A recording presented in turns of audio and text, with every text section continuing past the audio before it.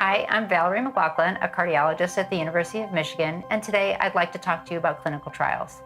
A clinical trial is an investigation to answer a question as to whether a drug or device or some other maneuver works in a specific disease. Clinical trials are important and necessary to help further the therapies that we have available for many different diseases. The only way to get a drug or device or another intervention approved is to do a clinical trial to demonstrate that the drug works and is safe for patients. Clinical trials can be divided into a number of different phases. Oftentimes, before you even hear about the phase 1 clinical trial, there have been what we call preclinical testing, usually in animal models, to look at the safety and the proof of concept of the mechanism of action of the drug. Once there is data, preclinical data, we often move into a phase 1 trial. A phase 1 trial is usually a trial in healthy volunteers to get some information about the dosing of a drug and about the side effects that might be expected with the drug. A phase 2 trial is often called a proof of concept trial. It's usually a smaller trial in patients with that disease to get information about how effective the drug is to treat certain parameters of that disease. And again, safety is monitored all the way along. Usually, a drug proceeds into a phase 3 trial if it's effective in phase 2. And a phase 3 trial is what we call a pivotal trial. It's usually a larger trial that has a clinically meaningful endpoint that the FDA will accept to approve a drug. And of course, safety is monitored throughout. A phase 3 trial is what the sponsor goes to the FDA with to get approval for that agent.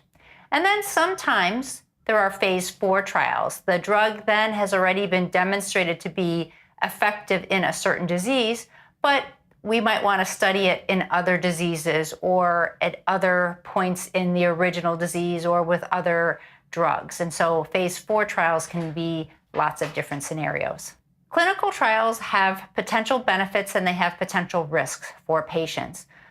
Just by the very nature, a clinical trial is testing an agent that is unproven. And so there could be side effects that have not yet been discovered that the patient may be exposed to. Sometimes there's also risks of procedures that are done as part of a clinical trial. We're measuring things during clinical trials, and so patients may undergo additional procedures that they might not have undergone as part of the standard of care. Many of our clinical trials are what we call placebo-controlled. That's our way to tell if the drug is really effective compared to no drug at all.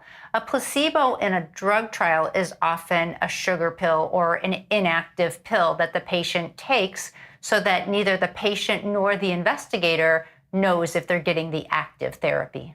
Clinical trials often are placebo-controlled, so some of the patients receive the active therapy and some of the patients receive the placebo.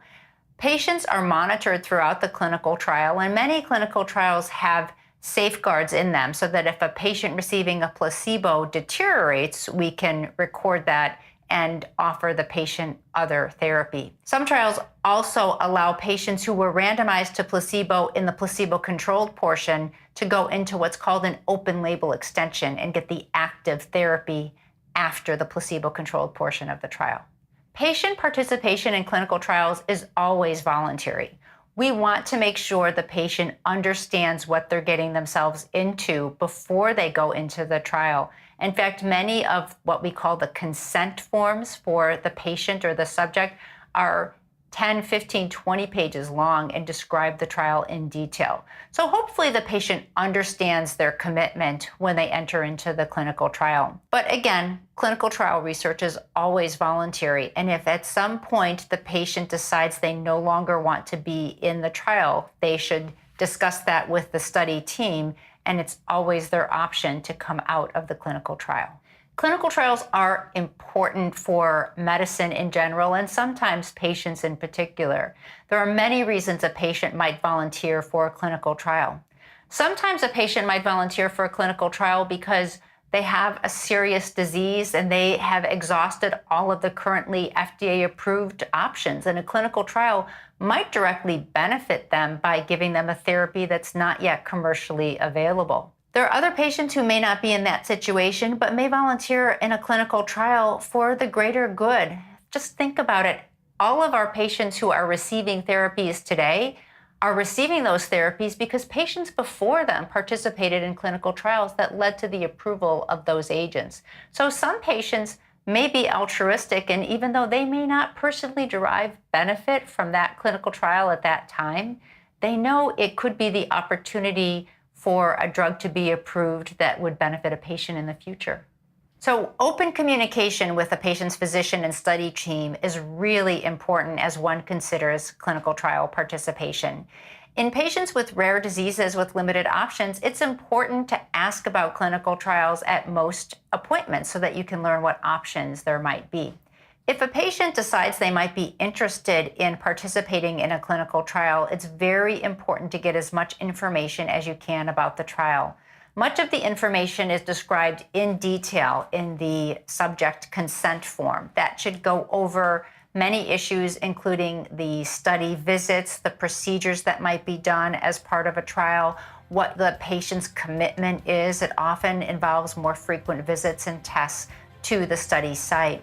It's important to also learn about the study medication, what the potential side effects are. By the time a trial gets into human studies, we know a little bit about the side effects of the medication, so it's important to understand that.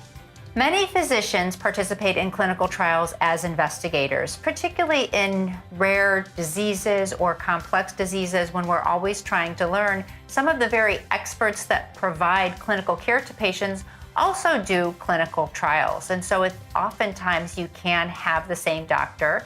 Sometimes that's considered a conflict and you have to see a different investigator on the study team. So there may be circumstances in which either case can apply.